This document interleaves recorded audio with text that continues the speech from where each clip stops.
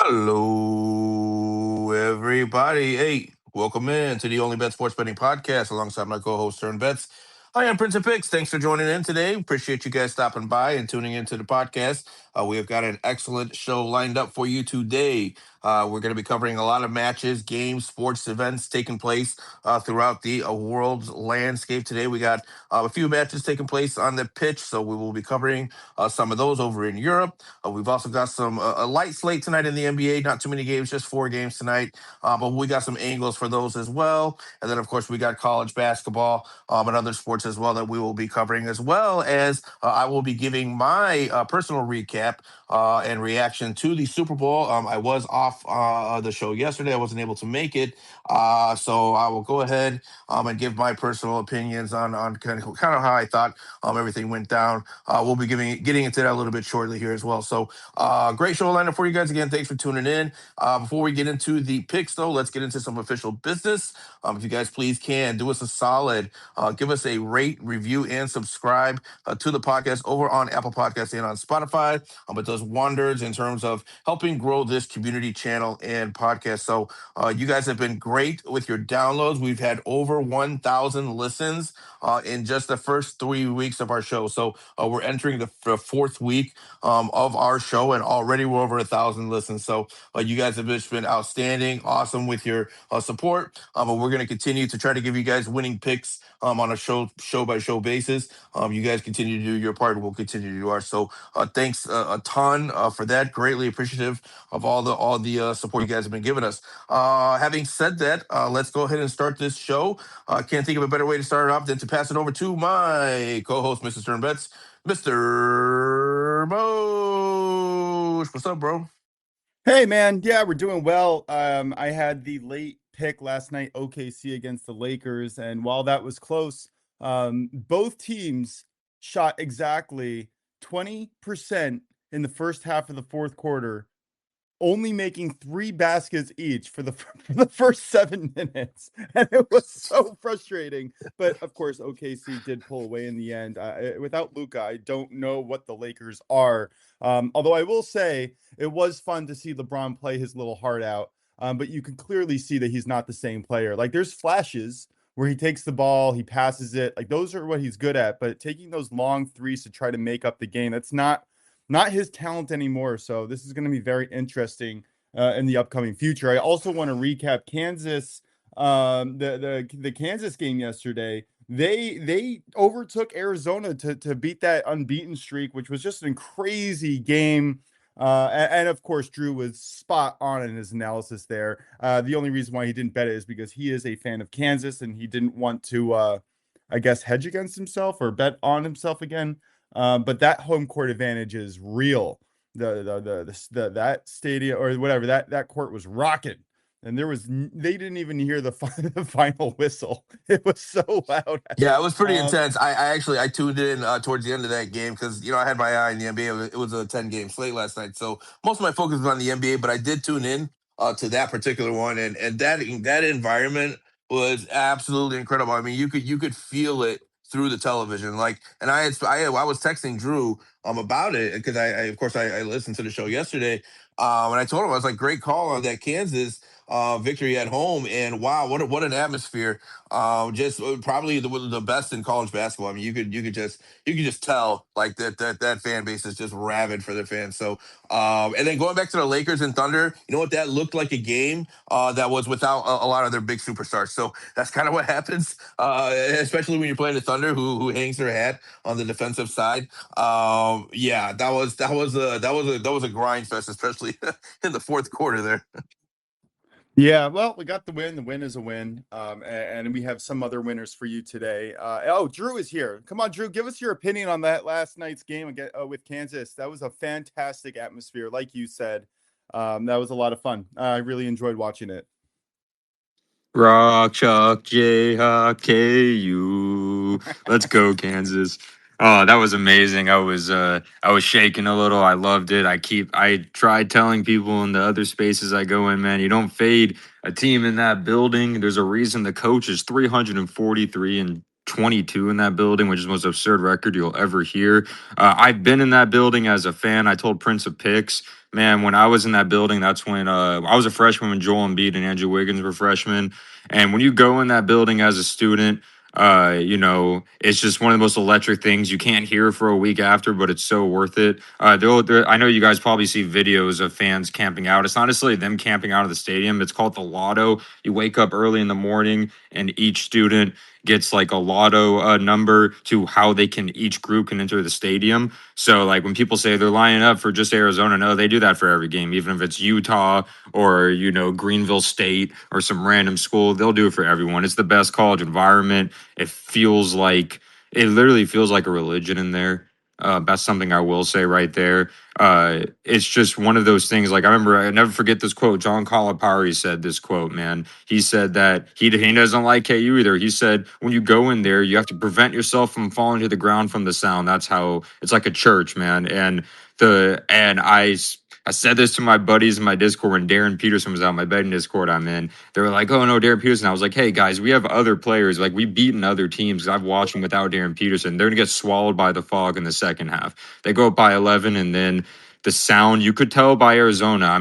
Arizona's a great team, but the sound rattled them. It was so loud at one point when Badunga got that dunk, but the players couldn't even hear there was a whistle. Badunga was running down the court. I've never seen that before, where he dunked it. It was so loud you couldn't even hear the ref.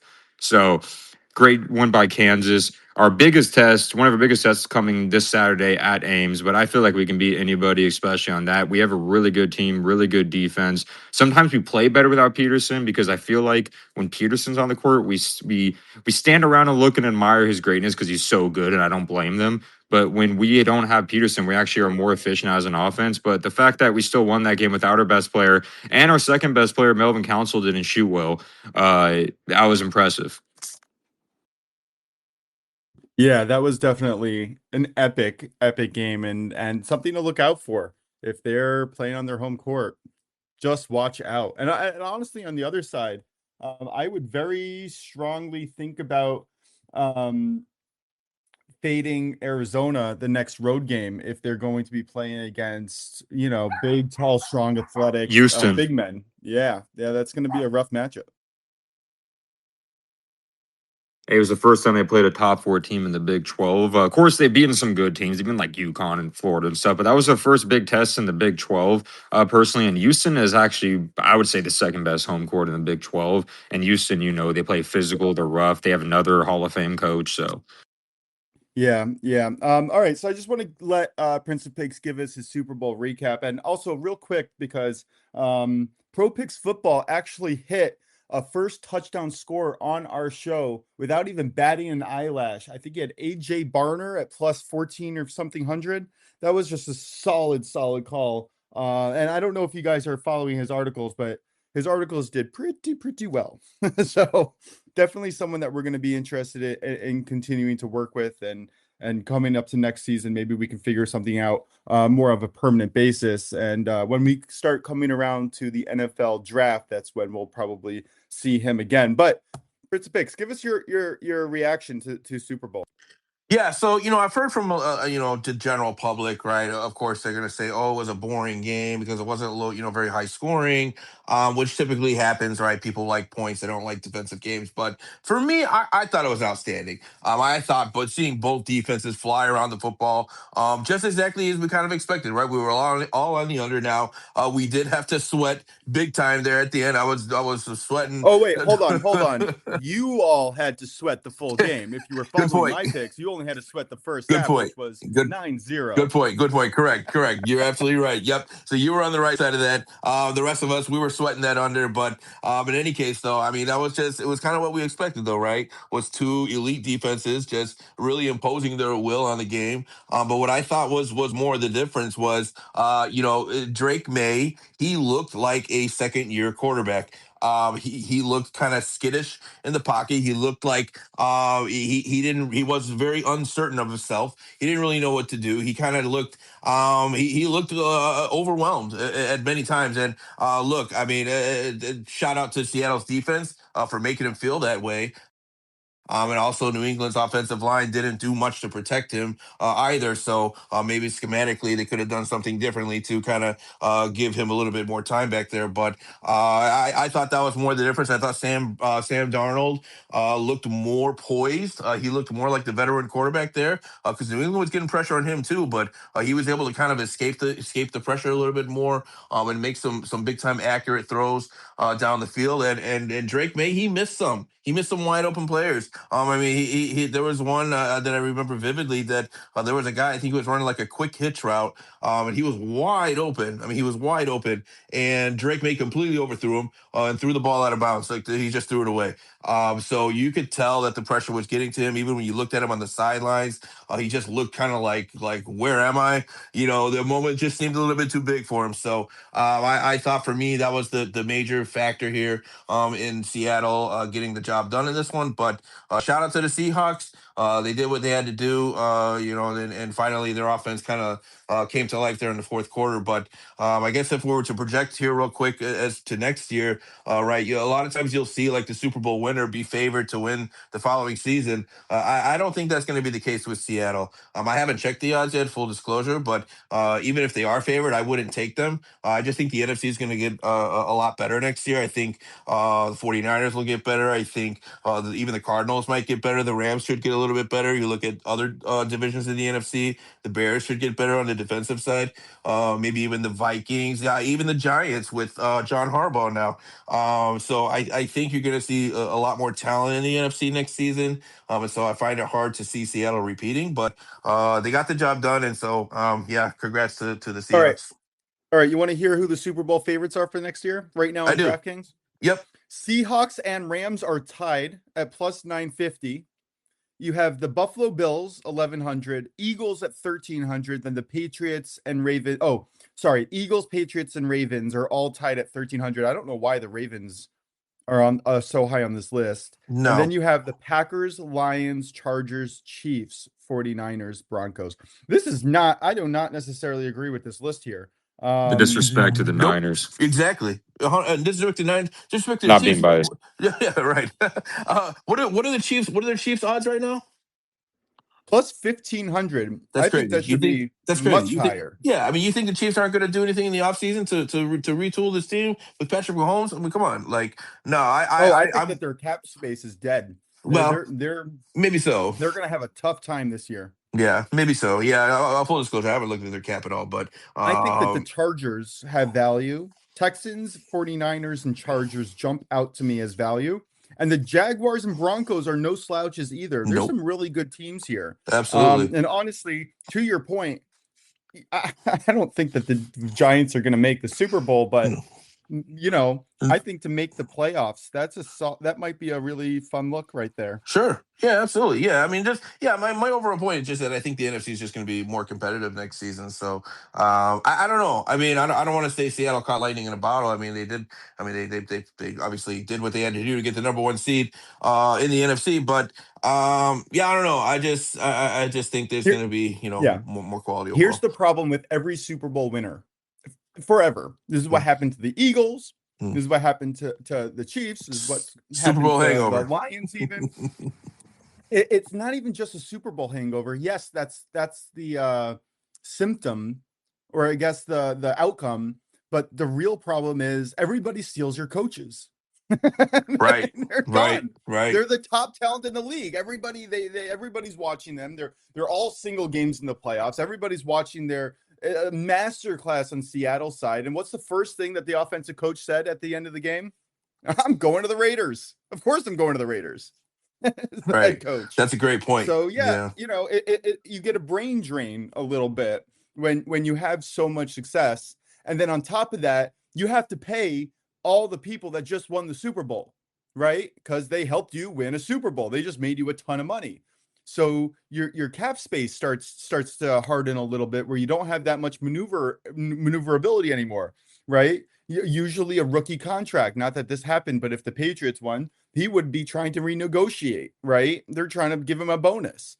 Sam Darnold, and to your point, played the game perfectly.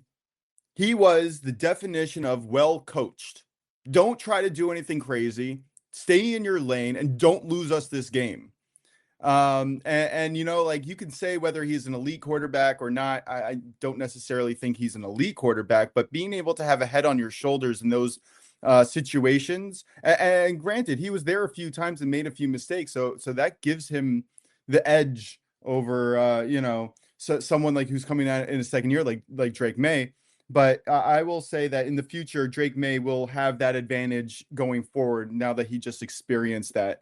And because he's on a rookie contract still, the Patriots are going to have plenty of cap space to put more pieces around him, which I think is just a little scary when you're considering what the competition's going to be like. So, yeah, to your point, I would not expect Seattle to necessarily be in the Super Bowl again next year. I would not necessarily the same thing against the New England Patriots. So it's gonna be a good year, a good offseason. We're gonna see some moves happening all over. But let's move on. Unless you have any other thoughts, either of you have any other thoughts on the Super Bowl before we kind of kill that for the year. No, no, yeah, I thought you said it perfectly. Obviously the wide receiver core, the difference between the two sides was pretty evident there. So for sure, if the Patriots are able to kind of upgrade there a little bit, looks like Stephon Diggs is on his last legs, and Keyshawn Booty and Matt Collins. Matt Collins had some plays down in the end there, but yeah, I think some improvement around the quarterback there, giving him a little bit Offensive more line. weapons. Offensive Offensive line. offensive Fix your line number left one. tackle. Yes, Fix your left 100%. tackle, and that team is going to be hard to beat. And I mean, to be fair, you could say the same thing about the Chargers. That's probably why they didn't really progress too much. They had a top 4 defense, but they couldn't keep Justin Herbert, possibly the most talented quarterback in the entire league, up. So Right, it's kind of hard to throw off your back, yeah. Hard to throw off your back, and that's exactly what we saw from a young QB this past Sunday. Yep, 100%. So, Drew, do you have any other thoughts here before we get into the picks? Anything else on the Super Bowl? No, you pretty much nailed it. All right, awesome. Okay, then Stern, we'll go ahead and get into the picks then. All right. Yeah, I have one lean before we go on because I've been very interested in betting Olympic Games, but I don't have enough data and I don't feel enough confidence to really bet it yet. And the one time that I was going to go for it, the line moved so dramatically that I couldn't even get on it. But in women's hockey, Team USA is just destroying other teams. Their defense is premium. They're not allowing goals, and they're playing Canada today. And while the odds when they came out was -143 on America on USA, and I would have taken the number there. It's now -215, which is just too steep. So that's a game that I'm going to be looking. I think it goes off at 2 p.m. today. And if you see that USA goes down early, jump on that money line price if it goes to around -140 or better. Just a look there. It was going to be a half a unit play for me, but again, the line moved way too much for me to be able to take advantage of that. Yeah, but yeah. Yeah, no, one more Olympic, because I too have been trying to find some angles here on the Olympics. I've been enjoying watching it, so trying to get some action on it. And another thing we got going on today is I've talked about curling before on this show. I really like curling. I don't know what it is, but it just appeals to me. So we got the mixed doubles gold medal match today. A little bit, actually, I think it's I want to say this afternoon or within a couple hours here, sometime before like 1 or 2 p.m. Eastern. But it's going to be USA actually playing for the gold medal against Sweden. I think last time I saw, US was favored by 1.5 points, and they actually beat Sweden earlier in the round robin stage, or the group stage, if you will, of this tournament. So something to keep an eye on there. I'm probably going to play US there on the either on the money line or the 1.5. It might be a little bit juiced, but just to get some action on that. But that does have a limited shelf life because I think that's going to be starting here fairly soon. So, but just wanted to get that in there in case any of you guys are listening and have time to play, and you want to play something fun for US in a gold medal match here. But anyway, let's go ahead and get into the picks here. I will go ahead and start with my official pick. We're going to start off on the pitch here. We're going over to Europe, England to be specific here. We're going to the EPL. We got 2:30 p.m. Eastern kickoff, where the first game we're going to cover here is going to be Chelsea, who's going to be home to Leeds United. But we're looking at Chelsea here. They have won 6 straight at home versus Leeds United. So they've been fairly dominant in the head-to-head when playing at home. Meanwhile, Leeds on the other side, they are winless in 23 straight away matches in the EPL. So this is a team that just does not pick up 3 points when they're on the road here in the league. So for that reason here, I think Chelsea in better form. They're just a better team in general here. I'm going to take them on the money line, but that is heavily juiced. So I'm going to use that as a parlay piece. And we're going to parlay that with another EPL game going on this afternoon, again, 2:30 p.m. Eastern, where we have West Ham, who's going to be hosting Manchester United. We're looking at West Ham here. They have won just 5% of their EPL home matches if you exclude the 3 promoted sides. So they do have 3 wins against the 3 promoted sides who came up from the second division. But if you exclude those 3 teams, they've only won 1 match. So West Ham just not a very good team in terms of their home form. Meanwhile, Manchester United, they're coming in flying right now. After making that managerial change, they've really taken it to another level. Something I never thought that I'd hear myself say. Manchester United unbeaten in 8 straight. I didn't think that was possible, but here we are. They're really flying on all cylinders right now. So I think Man United coming to this one as the better team, of course, in better form. But the only caveat here is that Manchester United, they are winless at West Ham since 2021. So this does seem to be maybe some kind of a bogey team for them, especially when they have to travel away to West Ham. So I'm a little bit hesitant to take Manchester United straight up on the money line. But what I did instead was I'm going to take them with a draw insurance. So we're going to take Manchester United on a draw no bet. Again, if they draw the match that that bet ends up being voided out, you get your money back. But we're going to parlay that. So Manchester United draw no bet parlayed with Chelsea money line, and you're going to get that parlay at plus 105. Moshe, any thoughts on that? Yeah, that's actually really, really funny. I did take Chelsea team total over 1.5. This is not an official play. This is something that I played personally, but once we're talking about it, I might as well give it over. I took Chelsea team total over 1.5 and Newcastle 1+ goal for -119 over on Caesars. I played this at a half unit personally, but yeah, I love those looks, man. Yeah, awesome. Yeah, Newcastle's another game. That game should be there should be some goals in that one as well. I'm not covering that one here on the show, but I definitely like that look a lot too. And then next up here, we're going to the England Championship Division. We have a 3 p.m. Eastern kickoff where we have Birmingham City, who is going to be hosting West Bromwich Albion. We're looking at Birmingham here. They are averaging nearly 2 goals scored per match in their last 5 in the championship here. So this is a team that is in great form offensively. When we're looking at West Brom on the defensive side, they have also allowed 2+ goals in 6 of their last 9 away matches. So this is a leaky West Brom defense on the road. We're looking at Birmingham here. They are 3rd in the table in expected goals. So this is a team that is creating a lot of scoring chances. Although they haven't put all of them in, the fact that they're creating chances means that there's an opportunity more so for them to score goals than maybe some other teams. So I really like their offensive form right now. And not to mention they've scored 2+ goals in 4 of their last 6 head-to-head against West Brom. So this is a team that has no problem scoring goals against West Brom. I think they get some goals again in this one. We're going to take their team total here over 1.5 at plus 100. I'm really surprised that we're getting plus money on this, considering the trend. So that might end up being like a 1.5 unit play here for me over on the VIP channel. I really support this play a lot. So Birmingham team total over 1.5. I'll throw it to you, Stern. Anything on this at all? No, I think it's a good look, man. And anytime you're going to get plus 200 on 2 goals from a team that's probably going to, in a higher scoring game, that's always a good look, man. That's where I personally like to kind of stay. Like you've seen my style in soccer, and I just like to bet on goals. I don't like to bet on defense. yeah, that's a good way to approach it, 100%. Okay, and then that's gonna do it for me on the pitch. I also have NBA plays, but I'll toss it over to you. What do you have? Do you have anything else for us here before I get into NBA? Or you want me to just get into the NBA? Yeah, let's get into NBA. I'm excited. I happened to sneak a peek, and I know that we're sharing 1/2 of a parlay piece. So let's get into it. Okay, all right, sure. So let's go to the hard court then tonight. And for me, I'm going to go a little bit off script here in terms of what I usually give. I don't give moneyline parlays too often on this show, but considering the matchups tonight, I really like this one. So we're actually going to do a parlay here.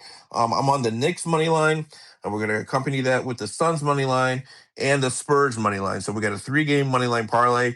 You're going to get that at about minus 103. We're looking at the individual matchups here. Of course, the Knicks taking on the Pacers. Pacers, this is an ultimate tank team here. They're going to be without probably 60% of their roster tonight. They got so many guys who are questionable or out. So I wonder what kind of lineup the Pacers are even going to throw out there tonight against the Knicks. They might be like a sacrificial lamb here for New York to just feast on. And the reason for that being is because we've talked about this before, but the Pacers, when they traded Benedict Mathurin to the Clippers, they got one of the compensations for that is that they have a draft pick that's going to be protected as long as it's 1 through 4. If it's 5 through 9, then it's unprotected, meaning it will go to the Clippers. So Pacers are heavily incentivized to tank, to lose as many games as they can so that they can get into that top 4 pick position and keep their protected picks. So everything here screams Knicks to win by margin here, but we'll just take them on the money line in this parlay piece. And then we're looking at the Suns and the Mavs here. Dallas, again, this is another team. They're just not very talented. I think they're going to be in take mode here pretty soon. They've lost 7 of their last 10, so they're not in good form. And I think the Suns at home here should be a smash spot for them here to get the win. And then, of course, we're looking at the Spurs and the Lakers. Lakers on a back-to-back. Is LeBron going to play? Probably not. He's kind of 50-50 on those back-to-backs. But if I'm LeBron, I'm looking at the Spurs, and I don't have Lucas. I'm wondering what's the point? Am I really going to make that much of a difference? Right? I think the Spurs are just head and shoulders better than the Lakers with or without LeBron. So LeBron might just look at this one and say, you know what? I'm just going to sit this one out and pray for Austin Reeves. He's going to be required to do all the scoring for the Lakers without Luka and LeBron. And he has shown, to his credit, there's been a few games where he has stepped up and he is capable of scoring 30, 40 points. But I'm not so sure if that's going to happen against the Spurs with Wemby down there, down low, patrolling the pace. So I was the ultimate fade for me on the Lakers. You guys already know how I feel about the Lakers in general. But Hell yeah, especially I cashed last night based on your data. yeah. I mean, they are. It's funny. LeBron was he was critical in the post game last night. He said that his team is not playing like title contenders. Well, guess what, LeBron? It's because they're not title contenders. They're not good enough to be title contenders. So of course they're not playing like that. So I just Josh, find it kind of funny how tone deaf LeBron can be sometimes with his own team. But yeah, ultimate fade there for me on the Lakers tonight. Yeah, I'm with you, and that's going to be one half of my money line parlay as well. Just one moment that really stood out to me is when he took a 3 confidently with about 3.5 minutes left to go in the game, and they needed that 3 to keep it within a 5-point game, and he just airballed it, and you can see the deflation in his face, and you knew at that point that it was over. Even though they did play their hearts out. I'm not saying they didn't. They still have a lot of talent. It was just not enough against these top tier teams. Yeah. The effort's there. The effort's there for sure. It's just, it's just talent. There's a talent discrepancy, and effort can only take you so far. So this is the NBA, and everyone's professional. So it's yeah, we'll see. I think it's going to be some rough times ahead here for the Lakers going forward. I wish we were talking crap about the Warriors just to get under Drew's skin, but yeah, okay, we could talk crap about the Lakers. We'll do that another show.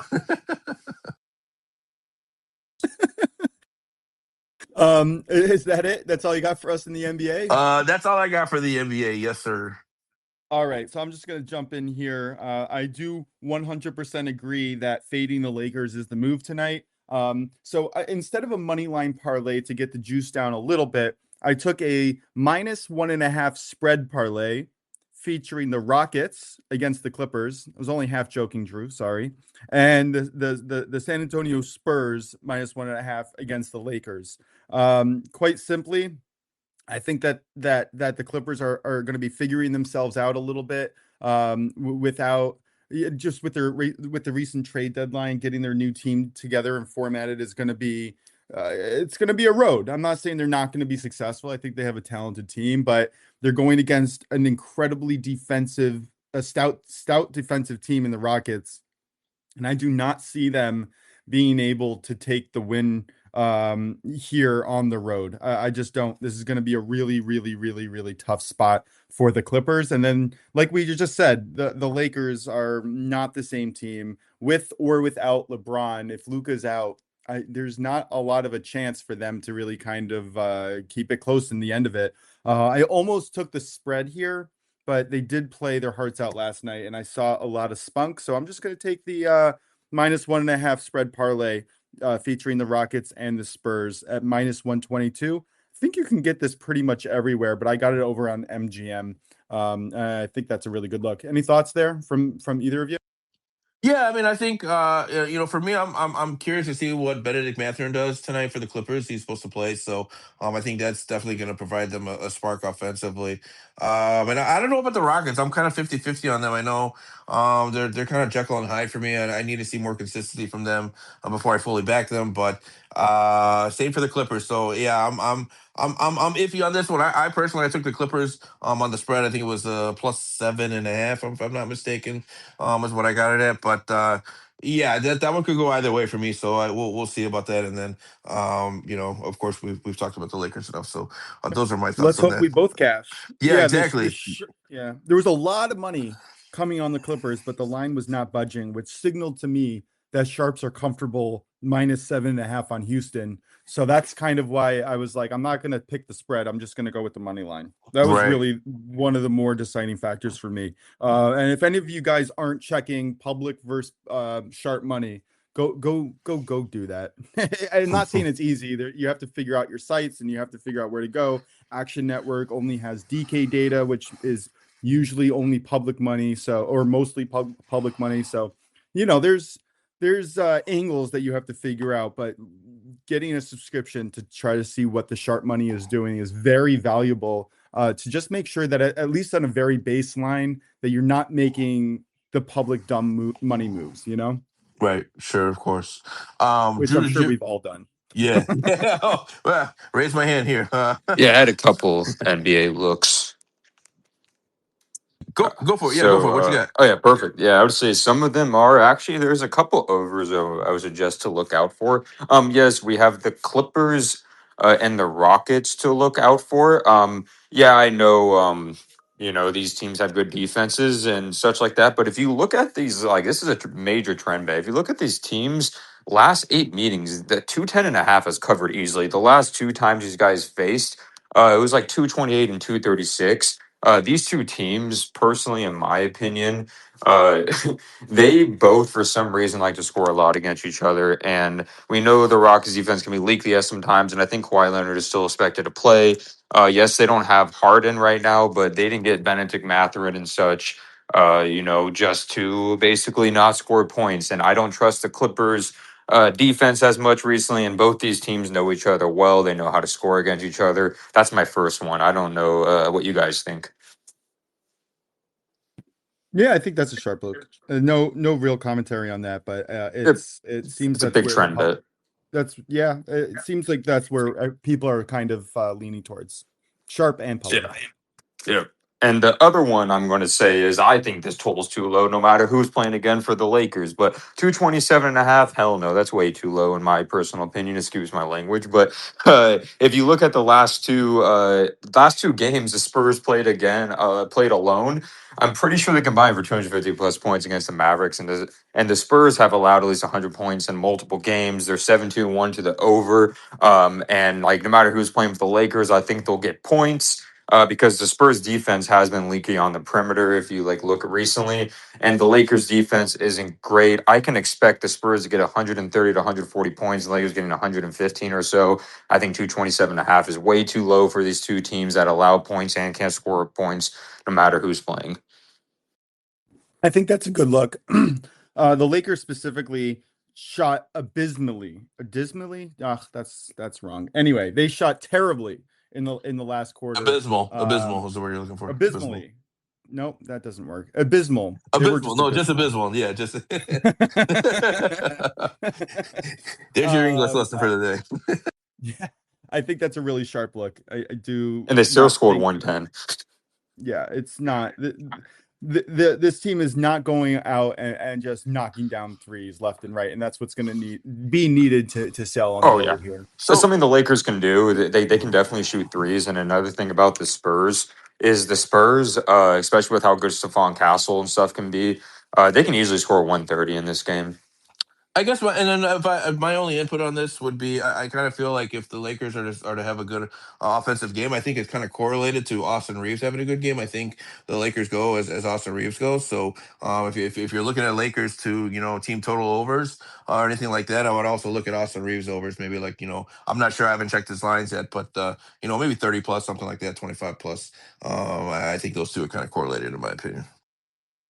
Yeah, I think that's actually an excellent look if you want to hedge on yourself and possibly catch both. Austin Reeves right now, you can get his over on points at 19.5 at minus 125 over on I'll the be playing. score, formerly ESPN. Yeah, I'll be playing that for sure. Yep, 100%. And if LeBron goes out, that number is going to just climb. That's a great value pick right now.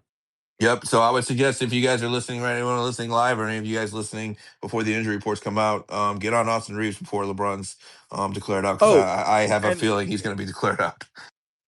yeah, and real quick while we're here, just shout out to Matty Ice. Hopefully he will come on our podcast sooner or later. He has Keldon Johnson over 10.5 points at near even money. That's also a really, really sharp look for on the Spurs side here. He thinks that they're going to have a lot of success. Awesome. If Matty Ice says to play a player prop, I'm playing that player prop because that dude is the king of NBA player props. He's incredible. Yeah, I don't follow that many people. I've lost a lot of money following a lot of people over the years, and I finally narrowed it down. Matty Ice, Squishy, you. There's like very few people on my list who I'm willing to put my very hard-earned money on. Drew, you're on that list now too. So yeah, I'm gonna be follow Matty Ice. I think it's just at Matty Ice on Twitter. You can go follow him. Yeah, He has excellent picks. Hopefully we can get him on the show sometime. Yeah, that would be great. Yeah, he said he was interested, so I'm gonna follow up on him and try to make that happen. But anything else on the NBA before we move on to college basketball? Nothing else for me. Drew, you got anything else? Oh no, but I will say, Stern, I like your women's hockey pick. Something I'm gonna do a neat thing. My buddy said, "Hey, something that they like is exact score 3-2 is pretty good value. What it is right now." So, Oh, interesting. I was actually looking at maybe taking Canada's team total under and just playing it safer that way. But yeah, that's just a reasonable as sprinkle. well. Like Yeah. put $5 on it, see what happens. Yeah. I'm gonna be watching that game. My wife's gonna be like, "Why are you watching this?" And I'll be like, "Because like 2 I'm a hours, sports right? fan player." Yeah, it starts in 2 hours. All right, bring But us nothing into else. the. There's plenty of stuff else. We Oh no, got I mean nothing EPL else for that we today. talked about. Yeah. There's always sports going on, and one day I'm working on a website forever now, but I'm working on a website that will give you best bets throughout the entire day. But moving on, let's go to college basketball so we can wrap this thing up. We're already at 40 minutes on the runtime. So bring us in, Drew. What do you got for us today? Yeah, so it was tough yesterday because Xavier decided to hit a last second buzzer to win it. Yeah, brutal. Yeah. And it wasn't even like it wasn't even a 3-point shooter who shot it and he just like flicked it up. He didn't have his full shot, one of those 2K flick up shots that wasn't even green, so it was just brutal because that's a problem. Like, hey, I'm not gonna let that deter me from halftime full time. I think that's only the second one we missed out of a lot we've hit. So I still love these picks because if you think about it, right, if he didn't hit that, St. John's did not cover their 16.5 at all because it went to overtime. So that's why halftime full time is sometimes better, in that way, because 16.5 is hard to cover. And Indiana, it hurts more when you see Indiana clearly win. It just hurts more. It's like, oh, dang it. But luckily, I'm glad I helped you guys out when it came to Kansas covering and winning too. So, but we actually we're going to have some fun, guys. We have a lot of blowout potential games. We're going to do a 4-man halftime slip to equals minus 115. I know that sounds risky and one may mess up, but I don't think so. I like this one. I'm gonna run down. I'm not gonna go through each game, but if you guys have questions about a game or what I run down, let me know. The first team, I'm gonna pull up my slip because I already did it here. It might be better. No, it's just I think it's about the same odds on Fanatics. Fanatics now it's minus 121.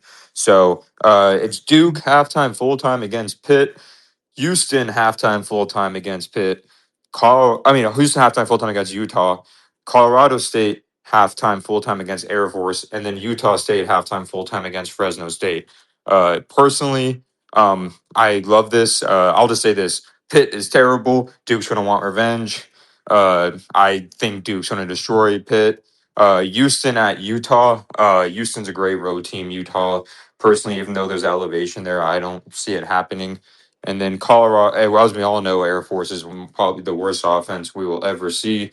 And then Utah State at Fresno State. Fresno State at Utah State. I do not believe in this Fresno State team at all. I think going to Utah State is one of the most difficult things to do. Utah State's the class of the MWC. Nice. Yeah. My model is weird today and links a lot of these underdogs. But I tend to agree that you're taking the halftime full time. That's a really sharp way to try to get around that particular issue. Yeah, that Duke game is very interesting to me, and I'm going to be watching that one personally. Pitt is awful. I can't. It's one of those teams, right? You watch and their defense is good, but their offense is just so bad to the point where, like, something about Duke I've learned is they always, the only time they don't do well is second half. And I look at that, like, Duke does well in the first half. And then, like, we've seen it against UNC, right? We've seen it against, like, Boston College, where they ease off the gas in the second half, right? But they only have 2 losses. So we don't need them to win the second half, we just win the game. So Duke usually does that. Houston travels well on the road. I know Utah played Kansas a little close at the end of the day, but I think Kansas was kind of looking ahead to Arizona, and it worked out for them. And I think Houston's just going, and Houston's one of those great first half teams too. They generally win first halves. As we know about Air Force, I know they didn't cover the. I remember what was it? GCU didn't cover the -25, but we saw what happened though. Uh, we saw what was it? GCU go up by 30 at half. Colorado State played these guys last time, right? And they won by 29. Remember, there's no really home court advantage for Air Force because they're both in Colorado, and there's no elevation advantage, and there's probably more Rams fans there. And then Utah State beat Fresno State last time. Utah State is still trying to win the conference over San Diego State. Fresno State just came off a very emotional win and a comeback win that was absolutely insane against UNLV. I think Utah State smashes them. So yeah, I do have one more, but Yeah, hit us. And then I have a question in the Purdue Nebraska game. yes, for sure. Something I will say, I know people were asking about that Iowa State at TCU game and like, oh, Iowa State should kill TCU. I'm not going to touch that game, guys. I recommend you don't, because TCU plays teams very tough at home. We saw them only lose by like 9 to Houston at home, right? They'll win ugly games at home. You know, Iowa State just got off only winning by 3 by Baylor as like 14-point favorites. Iowa State will either blow out a team or they'll win by a certain amount. And you could say Iowa State could be looking ahead to the Saturday game where they're going to be hosting Kansas. That's going to be a great game. But another team that I like personally is where is it right here? Arkansas. I'm a really big fan of Arkansas at LSU. I really like them, so I'm still debating. I'm probably going to take their -6 or their halftime spread or their halftime full time. I haven't fully decided yet, but I'll probably decide by the end this is over. But I like Arkansas LSU. LSU is one of those teams where they've been very disappointing this year ever since they came to conference play. They've lost games they shouldn't at home. Like when Georgia came to there, I thought LSU was going to have a chance, but then they lost. They lost to Mississippi State by 14 at home. The last time these two teams played, LSU played them very competitive at Arkansas. I know Calipari was very upset about that. And then another, but if you just look at their other games, they don't really have great quality wins at the end of the day. And I think Calipari is going to want to come out for blood. Nice. Yeah, sharp look there. Yeah, so tell me about this Nebraska game, man. Yeah. I'm going back and forth. It's right. It's probably the marquee game tonight. What can we expect in? Yeah, it should be. It's honestly, it is the best game of the night. I can't really see any other ones because we have too many blowout potential games. Like, I mean, Wisconsin and Illinois, that game's too scary in my personal opinion because Wisconsin can either get hot or not. And then we have BYU at Baylor. That's another game where I know people mention I don't want to touch either because BYU is starting to gain steam, but I don't trust BYU until they can prove to me they can not lose 4 in a row. But Purdue at Nebraska, I feel like Nebraska is getting disrespected still by Vegas. Yes, they have two losses now. They lost to Illinois and they also lost to Michigan, but they went to Michigan. They blew a slight lead and they almost beat Michigan too. So and the thing is, people are saying, oh, Purdue's the better team and Nebraska, is coming back to life, right? They went to Rutgers, only beat them. But something I don't like is why aren't we talking about how bad Purdue has been recently? Like they almost lost to Oregon, who's been one of the worst teams in the Big 12 on the road, and they're lucky to win that game. I mean, at home, they're lucky to win that game. Like they've taken some bad losses. I know UCLA is a good team, but they lost at UCLA when they could have won that. They lost at Indiana. Indiana is a good home court, but Indiana has lost some bad games. They lost home versus Illinois, a team they need to win. It just seems like whenever they play like a top team in the like any kind of top ranked team, they struggle. Like even look at non-conference. They faced Iowa State and they lost by 23 points to them. If you just go by their ranked teams they played. And then like I said, they lost to Illinois at home. And then besides that, they haven't even like really won any big ranked games. Like they beat Texas Tech, but that was way earlier. So I like Nebraska personally in this. I think they're the better team and they have a great home court advantage. They have great 3-point shooting. They can play great defense. And something about Purdue is, yes, they are one of the most efficient teams in the country, but they go on these scoring droughts. They foul too much sometimes, especially Kaufman Wren, and they can get stagnant. Like they haven't been shooting like they have been shooting. So what I hear is if Purdue gets up, fade them live. So something about Purdue, I will say, if they are hitting their shots, they generally will hit their shots, right? But the other team, Nebraska, can hit their shots. So like if you see Purdue go up early by like double digits, I think Purdue will probably win. But if you see Purdue go up only by like 3 or like 4 points, I would definitely hit Nebraska because Nebraska is actually great. Like they're amazing at comebacks. They were down 16 on the road to Indiana. And they come back and won by nearly double digits. So I think Nebraska is the better 3-point shooting team. I think they're the better defense personally, and I think they have more versatile scoring as well. They can match up in the paint with Kaufman Wren and them too as well. Braden Smith is probably going to be the best player on the court for Purdue as he is, but I just don't know how much I can trust them when Fletcher Lawyer is not shooting like he used to shoot. People keep thinking he's going to go back to his 40% 3-point self, but hasn't shown. So they don't have as much depth either as Nebraska.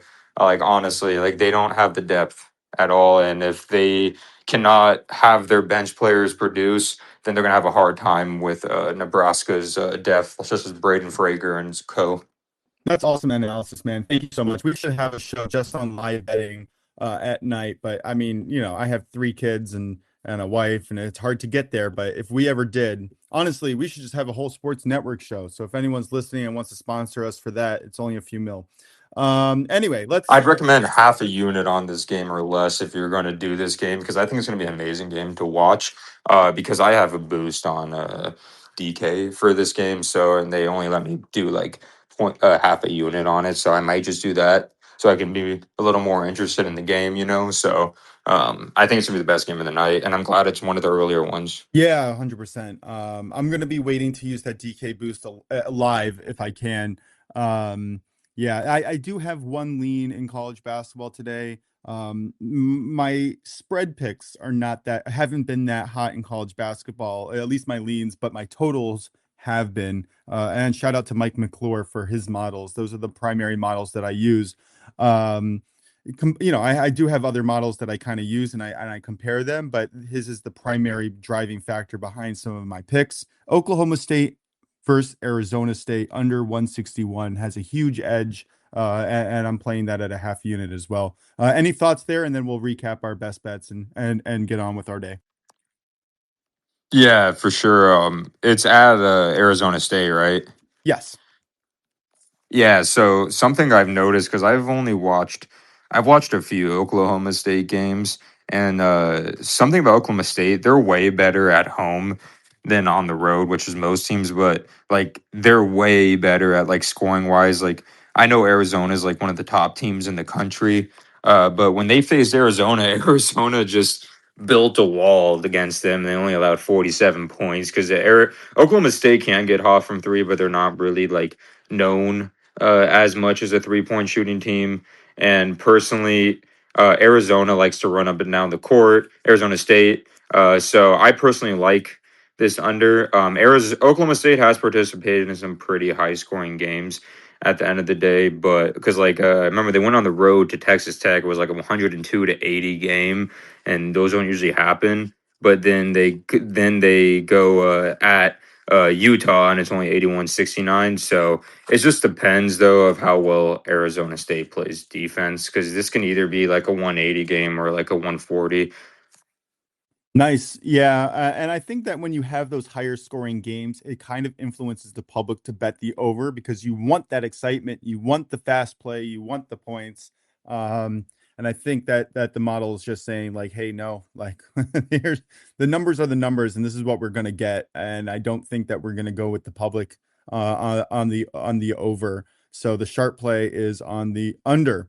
But Drew, break Oh, I us will say down. this real. Yeah, sorry. I'll say this real quick. Actually, I just looked at it. The last 6 games for ASU, 161. The over for 161 and a half has not covered. Oh, sharp look. Definitely keep that in mind. And probably why this is not an official play for me, just a lean. Oh Just no, I like was saying now that's a good thing for your pick.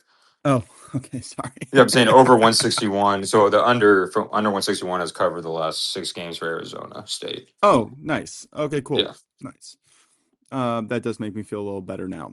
Maybe I'll put an extra quarter unit on it if I get some extra value on it live. A live Uh, bet wouldn't be a bad idea to see how the game's going. Yeah. Also, something to keep in mind for these games in college basketball, the lines move dramatically live. If you have 3 or 4 consecutive shots made in the first quarter, that over under jumps up really dramatically. It could even jump up Yes. by 10 to 20 points sometimes, usually 10.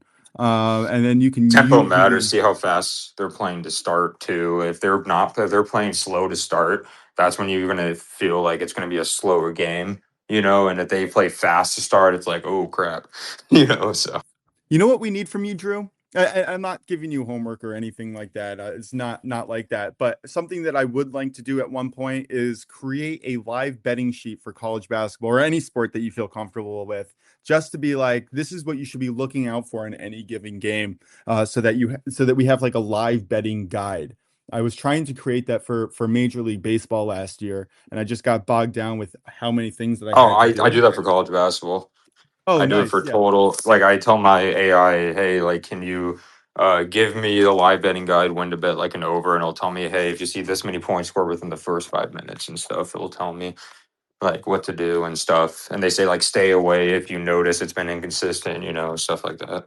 Oh, that's cool. Just out of curiosity, I know there's a tangent. What AI do you use? I'm very curious on using it. I've tried using it at work. It hasn't worked as successfully as I would have hoped. So I end up just doing everything manually. But I am interested in getting more into it. What kind of AI do you use? I usually use I use Copilot. I use like a premium version for it. That's what Sure, I use. Microsoft, Yeah. right? Yeah. Yeah, I like Copilot a lot. I'm a software engineer, so I am very familiar with a lot of the technology, but in my job as a senior engineer, I got to make sure that my stuff is accurate, and I have yet to find an AI that it does as careful of a job as I will. But anyway, Oh yeah. let's move on. I'm going to look into that. I'm going to see if that could help me because there's a lot of manual work that I have to do to get my picks every single day. And if I could use AI eventually to help me narrow that down, that would be wonderful. But anyway, Drew, give us your best bets just real quick, so that we can clip it and send it out, and then Prince of Picks, and then, or I guess I'll go, and then Prince of Picks will close us out. Yeah, for sure. My best bet is halftime, full time in LA for the following teams: Utah State, Duke, Houston, and Colorado State. And then, personally, I'll do this for you guys to decide. You can either do the -6 for Arkansas, or you can do halftime, full time for Arkansas. I think both have really good value in it. But yeah, those are my best bets.